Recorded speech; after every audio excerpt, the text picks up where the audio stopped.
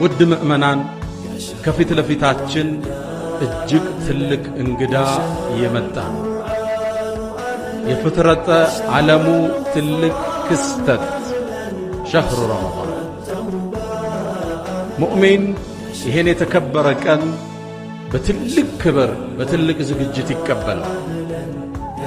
ረመዳን ያናናር ዘይቤያችንን ሙሉ ለሙሉ የሚቀይር ነው። የእንቅልፍ ሰዓታችን ይቀየራል፣ አመጋገባችን ይቀየራል፣ አዋዋላችን ይቀየራል፣ አዳራችን ይቀየራል።